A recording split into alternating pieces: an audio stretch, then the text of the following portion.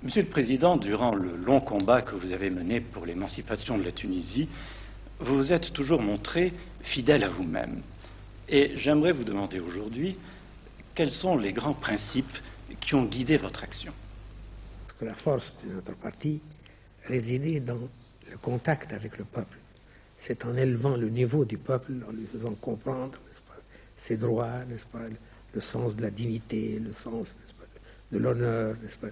C'est ce contact continuel par la bouche, par la voix, n'est-ce pas, et non pas simplement par les journaux, n'est-ce pas. Et comment agissiez-vous à ce moment-là, Monsieur le Président? Avec mon auto. J'avais une auto, une 6 cylindres. Dans toute la Tunisie, par toute la Tunisie, dans tous les coins, dans les montagnes, n'est-ce pas, dans les plaines, dans le sud, dans le nord. C'était un travail extraordinaire. C'est comme ça que j'ai formé le peuple et que j'ai créé ce vaste sentiment d'affection, n'est-ce pas, de gratitude, n'est-ce pas, que vous voyez partout, au seul nom de Bourguiba, n'est-ce pas. Parce que j'ai circulé dans tout le pays, sans aucune autorisation. La réaction du gouvernement, quand il en avait assez, c'est de m'envoyer, n'est-ce pas, en exil, n'est-ce pas, ou en prison. Eh bien, je continuais, n'est-ce pas, mon travail. Quand je sors de la prison, de l'exil, au bout d'1 an, 2 ans, 3 ans, c'est pour reprendre, n'est-ce pas, mes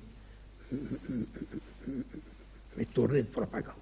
Monsieur le Président, c'est votre premier voyage officiel en France. Oui. Et j'aimerais vous demander comment vous le concevez. Est-ce que c'est le couronnement de toute votre œuvre ou est-ce que c'est au contraire une nouvelle impulsion que vous voulez donner au bon rapport entre la France et la Tunisie? C'est un peu les deux, vous savez.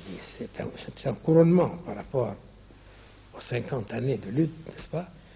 Mais comme cette lutte-là avait pour but justement de nous permettre de coopérer, d'élever le niveau du peuple, n'est-ce pas, de sortir du sous-développement, n'est-ce pas, eh bien, la France s'est toujours trouvée là pour nous aider. De sorte que mon voyage, c'est pour moi un couronnement et pour nos deux pays, le renforcement des liens économiques, culturels, n'est-ce pas, tous les liens possibles, imaginables, militaires, s'il le faut. Nous n'avons plus de complexe. J'ai combattu un demi-siècle sans haine, n'est-ce pas? Parce que j'étais formé un peu à la française. J'ai connu les facultés françaises, les lycées, n'est-ce pas, les écoles, n'est-ce pas? Et même les prisons, hélas. Et les prisons, oui. Beaucoup de prisons. Lorsque vous considérez le long chemin parcouru par la Tunisie et que vous faites le point de sa situation actuelle, quels sont les problèmes prioritaires qui vous apparaissent? Dès la fin de la lutte, nous avons commencé ce que nous avons appelé la grande lutte, estimant que la lutte pour l'indépendance, c'est une petite lutte. La grande lutte, c'est la lutte pour le développement. C'est la lutte pour élever le niveau du peuple, pour sortir du sous-développement, pour rattraper, n'est-ce pas, les pays, n'est-ce pas, civilisés, qui ont leurs industries, qui ont leur agriculture, qui ont leur science. C'est pour cela que nous avons donné de